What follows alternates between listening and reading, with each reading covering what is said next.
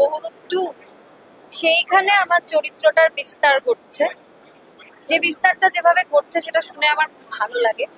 তখন আমি স্ক্রিপ্ট পাঠাতে দর্শকরা একটা ছবি, একটা বাংলা ছবি যদি কাতারে কাতারে হলে আসে, শো এর পর শো হাউসফুল হয়, তাহলে স্বাভাবিকভাবেই হল আরো হবে পরবর্তীকালে।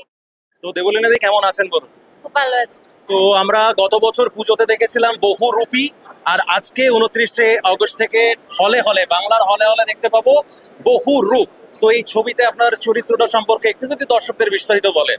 এই ছবিটাতে আমি একটি ক্যামিও করেছি এবং ক্যামিওটার করার কারণটা, মূল কারণটা হচ্ছে এই ছবিটির যে সিকুয়েলটি ভাবা আছে বহুরূপ 2, সেইখানে আমার চরিত্রটার বিস্তার ঘটছে।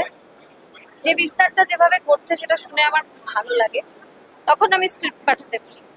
কিন্তু শুধু যে সেই সেই সিকুয়েলের কথা ভেবে আমি ছবিটা করেছি তা বলা ভুল। আমাকে যখন সিনটা পাঠানো হলো, ক্যামিওর যে সিনটি, সেইটি নেহাতি ভালো লেখা, খুবই ভালো লেখা একটি সিন। সেই কারণে আমার ছবিটা করা একটি সাইকিয়াট্রিস্টের চরিত্র। এবং আমি টিজার ট্রেলার দেখে মনে করছি আমি খুবই আশাবাদী ছবিটা।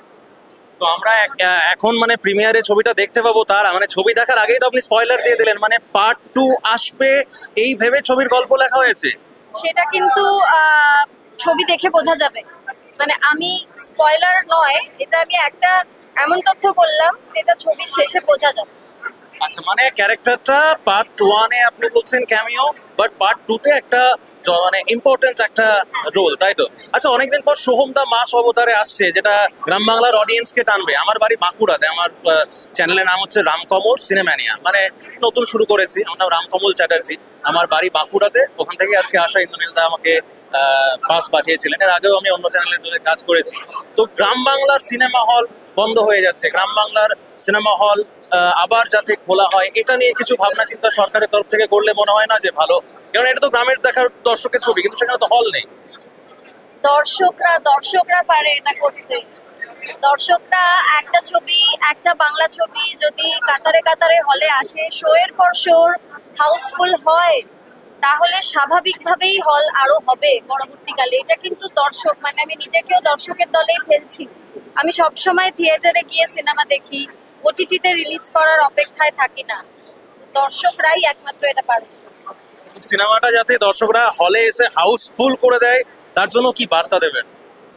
ছবি ভালো লাগলে নিশ্চিত হাউসফুল হবে, এটা আমি জানি, এবং আমার বিশ্বাস এই ছবি ভালো লাগবে।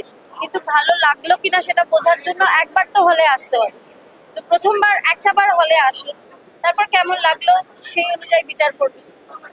থ্যাংক ইউ দিদি, আর ম্যাডাম আপনাকেও থ্যাংক ইউ।